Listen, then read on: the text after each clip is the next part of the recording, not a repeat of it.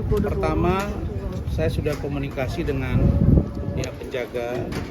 Tetap saya akan koordinasi ke penyidik sebagaimana yang diminta oleh NM. Kemudian dari sini saya akan ke penyidik memberikan surat juga. Kemudian NM tadi diberitahu ke dalam dan juga kepada penjaga bahwa hari ini dia tidak menerima siapapun kecuali keluarganya. Saya tanya tadi, apakah Dokter Oki juga tidak dikasih masuk hari ini? Kan saya tanya tadi. Kata penjaganya tidak. Artinya bahwa menurut saya di hari yang harusnya dia bergembira begini, hari ulang tahun dia, walaupun dia sedang mendekam di dalam tahanan, siogianya menurut saya NM membuka ruang supaya dia bisa lebih semangat, dan orang-orang yang memberikan dukungan seperti ini menurut saya penting untuk membuat semangat bagi hidup dia, karena saya yakin hati dia pasti hancur di posisi sekarang. Berarti kecewa loh nggak bisa ketemu? Enggak, kan kemarin sudah diberitahu sama dia. Saya koordinasi ke penyidik, saya belum koordinasi. Saya takut jamnya tadi ini dan sudah saya sampaikan. Ya terserah kue itu sudah diserahkan. Nanti apakah dia terima atau tidak itu hak dia. Yang pasti kue itu tidak kue berbahaya. Nah itu dulu, jangan dikira nanti ada sesuatu di kue itu. Nah lalu kemudian pesan saya, NM, ya, saya kemarin berbicara untuk membuka ruang bagi kamu agar kamu bisa lebih leluasa menjelaskan peran-peran siapapun. Dan saya sudah lihat ada dokter yang hampir tiap hari seperti ketakutan sehingga mendatangi. Nah ini membuktikan bahwa ada dugaan semakin kuat bahwa ada peran-peran orang lain di sini. Dan saya di depan kalian saya katakan saya tidak akan berhenti ya untuk menelusuri siapapun yang terlibat di dalam kasus ini. Ya, ingat, orang yang sudah pernah memberikan sesuatu misalnya kepada NM di luar Reza Gladys itu juga harus diproses. Orang yang sedang membangun komunikasi dengan angka-angka yang katanya 15M itu juga harus diproses. Kemudian ada seorang pemilik klinik kecantikan berinisial SS meminta maaf kepada publik bahwa dia mengaku telah melakukan overclaim, menjual overclaim. Perbuatan itu tidak akan menghilangkan dengan permintaan maaf perbuatan pidana itu. Karena itu bukan masalah delik aduan, itu pengaduan pidana umum yang secara umum dapat diproses dalam konteks hukum, karena itu membahayakan masyarakat. Jadi kasus-kasus seperti ini tidak boleh diselesaikan hanya dengan meminta maaf. Kadang-kadang yang harus delik aduan pun, tapi kalau itu ya menimbulkan efek yang luar biasa, atensi publik, dapat dilakukan upaya hukum luar biasa di situ. Ya, misalnya dengan menelusuri apa sih sebenarnya yang terjadi di kasus ini? Awalnya siapa yang membuka tabir ini? Awalnya siapa? Saya katakan bahwa beberapa waktu yang lalu saya menangani mereka yang banyak pemilik klinik kecantikan ini. Saya sudah menduga bahwa ini ada persaingan di antara mereka. Bayangkan, termasuk istri saya, termasuk anak-anak saya sudah sempat menggunakan skincare ini. Saya nggak tahu itu efeknya apa. Bahkan kemarin di DPR RI saya lihat ada seorang pengguna yang sampai terganggu kehamilannya. Ini siapa yang bertanggung jawab? Ini nggak bisa dibiarkan begitu saja. Jadi NM, kamu harus bersuara dan saya juga akan mencari tahu di luar. Saya tegaskan, saya Razman Arif akan mencari tahu dan membantu pihak penyidik untuk membongkar dugaan mafia skincare. Dan saya minta Pak DPR jangan hanya berhenti pada komisi yang menangani ini dan menyerahkan kepada BP POM. Saya curiga BP POM tidak cukup tangguh menghadapi ini. Karena itu perlu dibentuk satu tim Satgas. Itu maksud saya. Atau panja oleh DPR, Satgas oleh kepolisian untuk membongkar jaringan ini. Karena pemilik klinik kecantikan ini banyak yang flexing. Ya, menunjukkan bahwa dia orang-orang yang berduit. Sementara mereka tidak memikirkan akibat buruk oleh masyarakat. Barangkali itu saja dari saya. Terima kasih.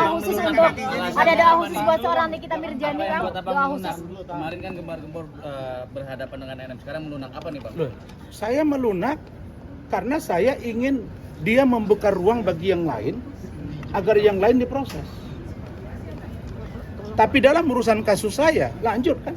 Saya sudah beritahu. Lanjut. Dan nanti saya akan umumkan dalam waktu dekat ya proses hukum dari saya, naik sidik dan sekaligus gelar periksa saya lalu kemudian untuk tersangka. Saya akan info kepada kalian.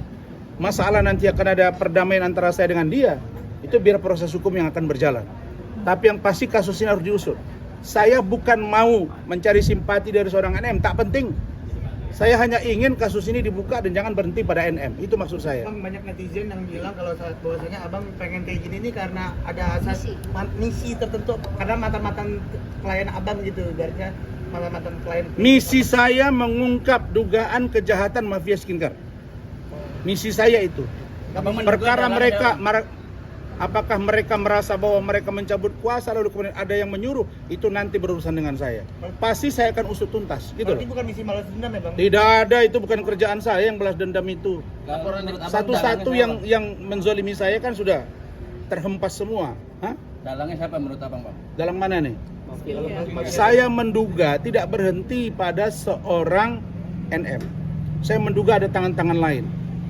Dan orang-orang yang ribut itu, dua grup ini, grup A, grup B, mungkin ada grup lain, ini harus diproses semuanya. Nggak bisa berhenti dari situ. Itu yang maksud saya. Saya bukan senang. Misalnya ada laporan RG terus dia jadi tersangka ditahan. Nggak. Saya juga minta RG diproses. Supaya ada apa di balik ini semua. Lalu ada orang nggak yang sudah stop sebelumnya kepada NM atau tidak? Lalu bagaimana dengan Daviena? Ya, bagaimana dengan yang lain? Bagaimana dengan klinik kecantikan di daerah?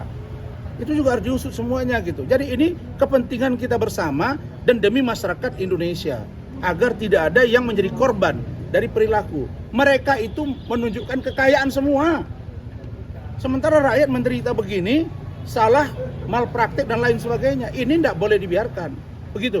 Bang, Ya. ada doa khusus untuk seorang Nikita Mirzani, Bang? Di ulang tahunnya, Bang. Apa? Mundur lagi, Bang. Mundur lagi, Bang. Mundur. Doa saya, doa saya untuk adik saya ya untuk adik saya, walaupun dia nggak mau dipanggil adik, doa saya untuk wabil khusus Nikita Mirzani binti Mawardi. Kalau saya nggak salah itu nama dia kan.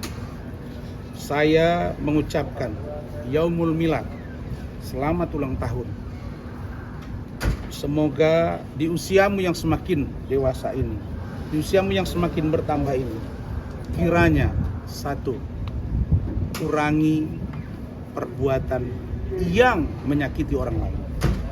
Yang kedua, selalulah berpikiran positif, selalulah husnuzon kepada sesamamu. Kemudian dengarlah masukan-masukan dari orang lain. Dan ingat, orang yang senantiasa memuja-mujimu lalu mengantarmu ke jurang, itu sesungguhnya bukan kawanmu dan bukan sahabatmu. Tapi lihatlah ketika engkau terjatuh, ada orang yang mengulurkan tangannya untuk mengangkatmu dari kejatuhan. Itulah sejatinya sahabatmu. Silakan kau tafsirkan saya seperti apa. Karena bagi saya, NM, kamu tidak sendiri seharusnya berada di posisi ini. Tapi kalau kamu bertahan bahwa kamu hanya sendiri, nanti penyidik juga akan mendalaminya. Begitu engkau tahu lalu kemudian engkau tidak buka, itu akan menambah masalah baru buat seorang NM. Saya kira itu dari saya. Sebagaimana janji saya bahwa hari ini saya akan mendatangi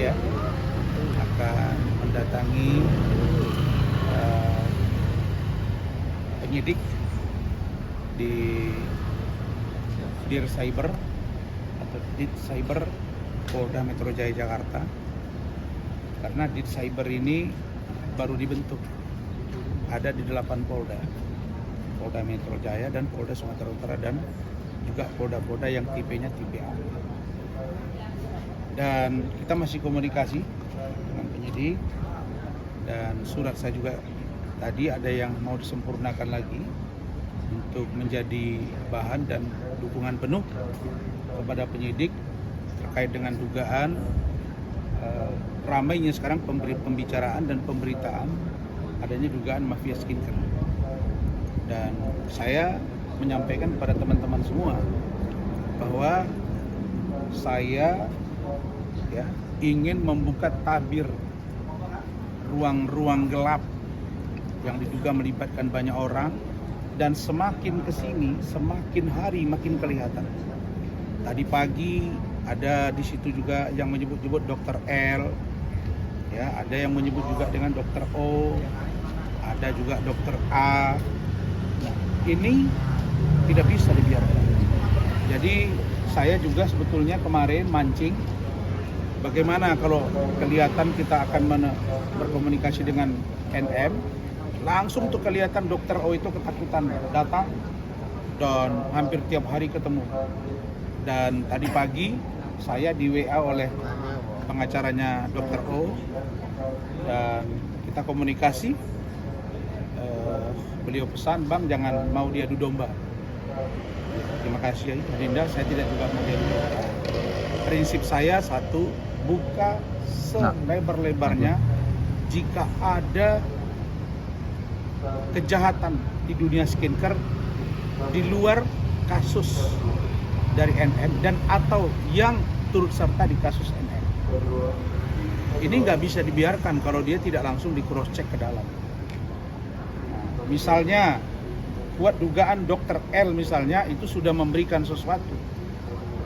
Nah, itu dia tadi gitu. Jadi jangan alergi dulu gitu. Jangan alergi dulu.